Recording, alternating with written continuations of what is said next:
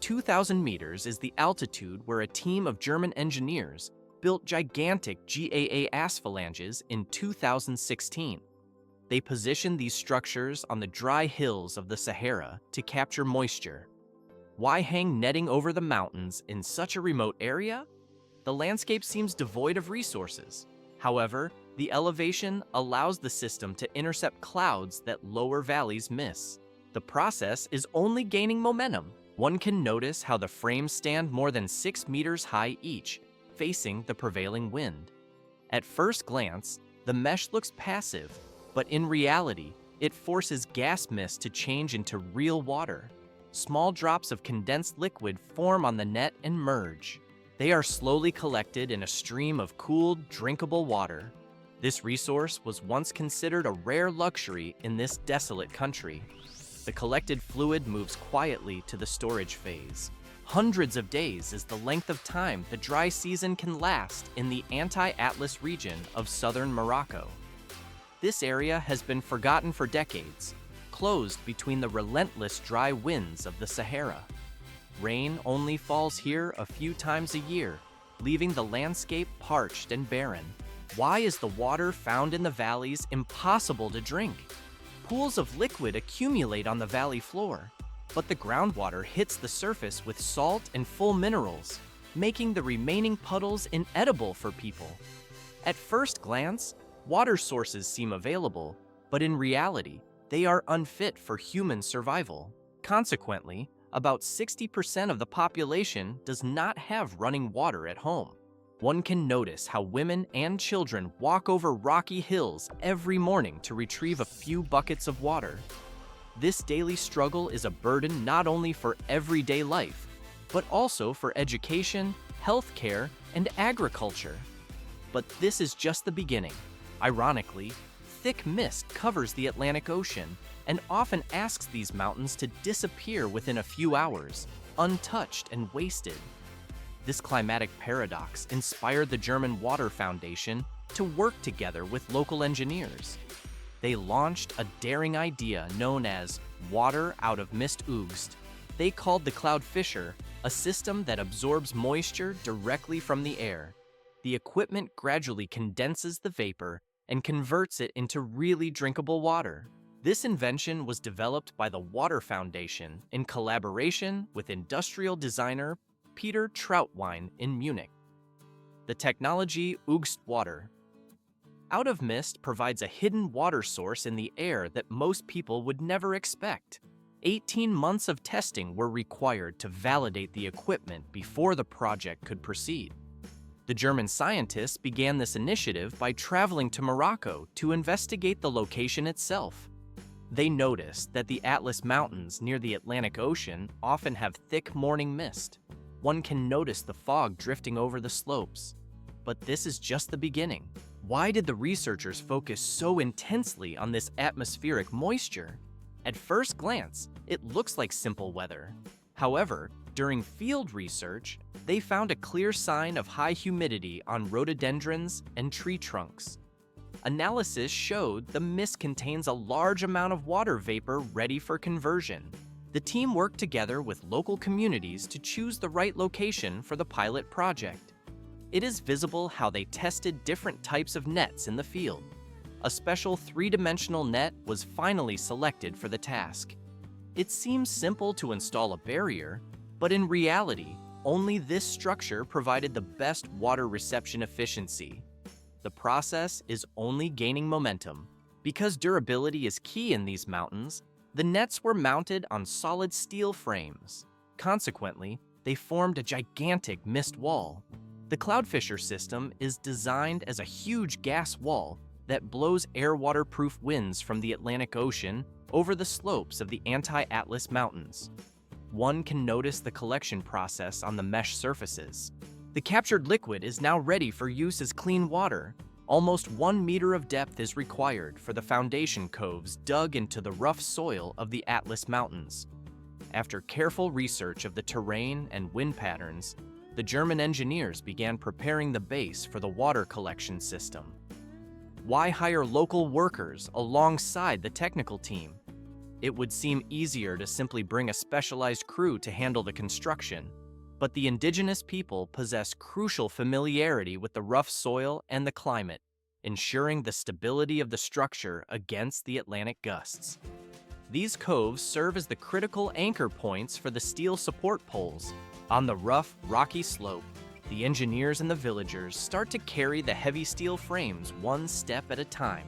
One can notice how they move the massive components to the installation location while the cold wind from the Atlantic Ocean pulls them in. As soon as the frame stands straight, the team firmly holds the steel pole while their teammates tighten the connections and fasten the bolts. This makes the entire structure in the massive rocks rigid enough to resist the strong desert winds. But this is just the beginning. Upstairs, workers climb the ladders with safety harnesses and hang above the ground to tighten each three-dimensional GAA panel over the steel frame. They carefully adjust each string to form a huge mist of a wall over the mountaintop. The core of the system is formed by a double-layer three-dimensional gauze made of ultra-durable polyethylene. This material exists effectively against ultraviolet radiation, corrosion, and the extreme temperature fluctuations between day and night. The two layers sit parallel to each other, causing millions of small openings where mist drops get stuck when they fall through. When the gauze picks up the mist, it needs a good channel to pick up every drop.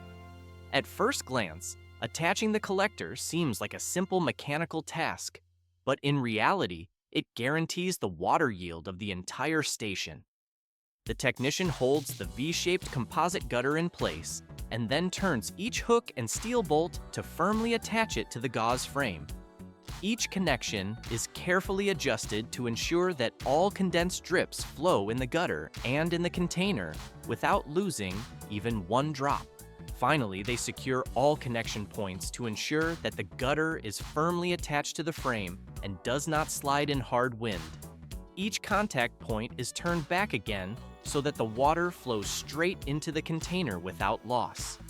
Each CloudFisher unit is built as an independent modular structure that is assembled with only a few simple tools. No heavy machines are needed, no electricity, no fuel, and no large infrastructure. Only wind, mist, and gravity. This simplicity makes the CloudFisher one of the most sustainable water supply technologies in the world, perfect for aid organizations and remote areas where drilling of wells or building of dams is almost impossible. From a distance, one can notice the nets on white sails looking like a sea of sand filled with wind that endlessly extracts water from the air. The principle behind the CloudFisher is simple but refined to almost perfection. When the windmills run over the three-dimensional gauze panels, the small moisture drops in the air collide with the cool fiber surface and begin to condense.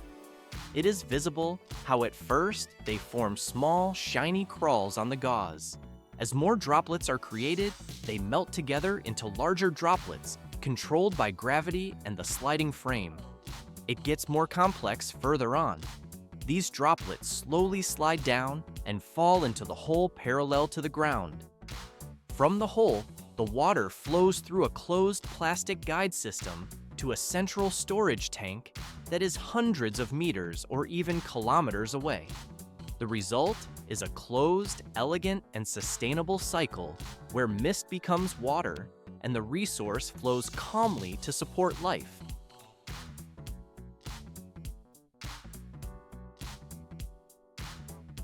600 to 1,000 liters of water per day is the volume absorbed by a system consisting of about 10 CloudFisher panels.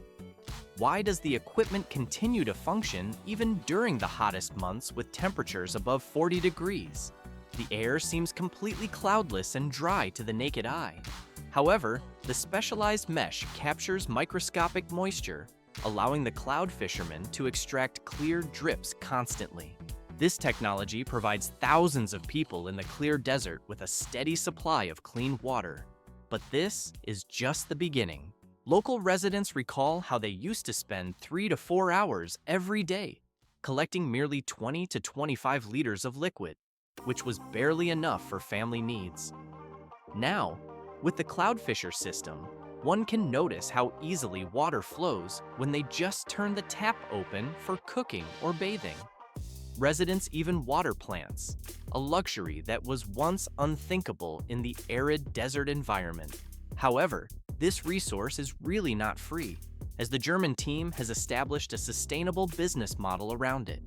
Users pay for the liquid based on exactly how much they use, operating just like a regular utility bill, where higher consumption leads to higher costs.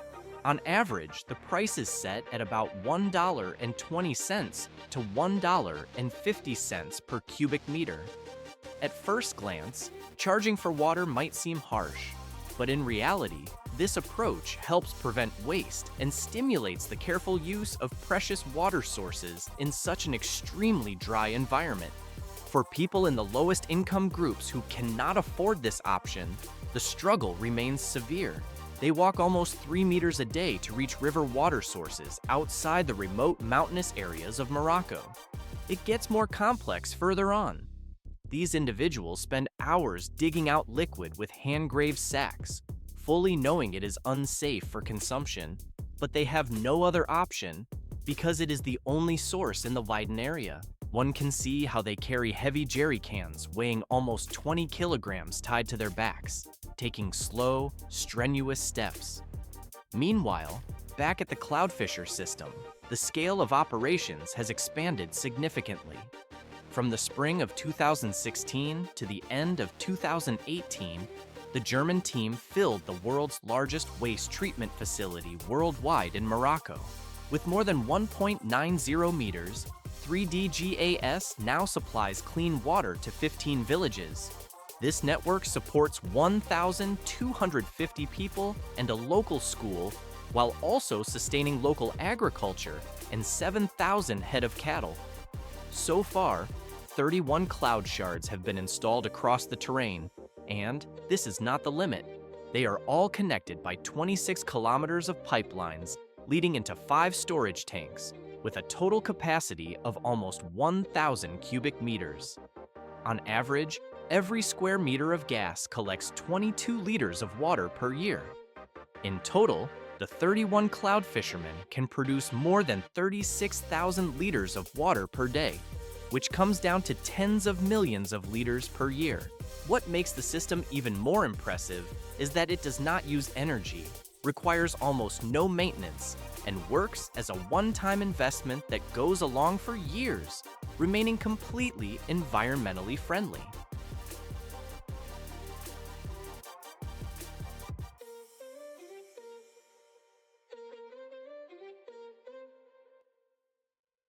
"35 million hectares of new forest is the colossal target set to halt the advancing sands of the Gobi and Taklamakan. North China has been living for centuries with an invisible enemy in the form of encroaching dunes. Whenever monsoon winds fell from these arid regions, enormous dust storms covered the air above Beijing, which changed the day into night in mere moments. In the 90s, residents of the capital had to wear mouth masks for more than 80 days a year to prevent them from inhaling the fine dust from the desert. This extreme climate, combined with deforestation, overgrazing, and excessive groundwater evaporation, dug up the soil and destroyed the vegetation, which cleared the way for uncontrolled desert formation. Why did the government decide to launch an initiative on the scale of centuries in 1978? At first glance, the desert seems like an unstoppable force of nature. However, China chose not to give in, launching the program for the 3 northern protection wings to create a barrier against the dust. This initiative, worldwide known as the Green Great Wall, is not just a single forest wall, but an extensive network of thousands of forests, windbreakers, and ecological lakes. The system extends over more than 4,500 kilometers from the autonomous region of Xinjiang to the province of Heilongjiang, covering almost the entire northern part of China. The goal was to increase the forest cover of the country from only 10% in 1949 to more than 25% today. It is considered the largest project ever built by man on land, constructed not with concrete or steel, but with firmness in the green color of life itself. From here, the dream of humanity began to blow new lives into the dead countries. But the method was unexpected. One can notice that they did not start with concrete or heavy machines, but with a well-calculated plan. Chinese engineers examined the terrain everywhere in the Taklamakan Desert with the help of satellites and drones to analyze the movement of dunes and the wind direction. Based on these data, they designed a huge raster system where straw dunes are placed diagonally over the sand. Each square measures about 6 by 6 meters, creating a precise geometric grid. Over the burning dunes of West China, straw is spread in fine patterns. But this is just the beginning. From above, the country looks like a gigantic dashboard of gold squares that extends to the horizon. But behind that simple image lies an enormous technical operation, complex, expensive, and carried out under barren circumstances. Millions of kilograms of straw are transported hundreds of kilometers to the heart of the desert to make this possible. Under the merciless sun, with temperatures that rise above 49 degrees Celsius and no shade to detect, every movement feels like a battle against heat and evaporation. Nevertheless, thousands of Chinese workers remain hard at work because each raster of straw is more than just a barrier. It seems outwardly simple to lay dry stalks on sand, but in reality, it is the basis for the return of life. The wavy pattern stabilizes the sliding dunes, slows down the wind, and creates microzones where moisture can remain long enough to start with plants. As soon as the raster is in place, mechanical soil drilling and planting machines go into action. These machines drill small holes in the middle of each square, which prepares the soil for drought-resistant varieties such as saxaul, desert poplar, and red willow. The seedlings, which are carefully taken care of in nurseries before they are brought to the desert, are subsequently transplanted into each hole in the middle of the straw raster. Each young plant is carefully positioned so that the vulnerable roots nestle just below the surface. Here, the straw layer protects it against the burning sun and the polluting sand. Workers add a measured amount of water and close the soil around the base to ensure that the roots completely contact the moist layer below. Everything only gets more complicated. As the weeks pass, the protective raster maintains its purpose by moderating the microclimate. The straw keeps the upper surface cooler, reduces evaporation, and prevents erosion of the fine sand around the saplings. Over time, the straw gradually goes through wind, dew, and microorganisms and changes it into an organic blanket rich in nutrients. This natural manure feeds on developing root systems and helps them to spread deeper into the stable soil layers below. What started as a few vulnerable seedlings slowly develops into a living network of vegetation. This green framework anchors the dunes and marks the beginning of the long process of recovering from the desert.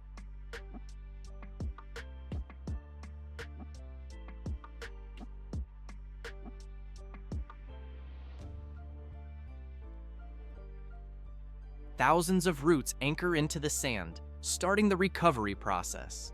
One can notice the dunes slowly stabilizing. Why bring European tech to the remote Asian deserts? The distance seems vast. It turns industrial systems into forests, preserving dry nations. At first glance simple, but in reality, this secures the future. And this is not the limit. Science continues its work.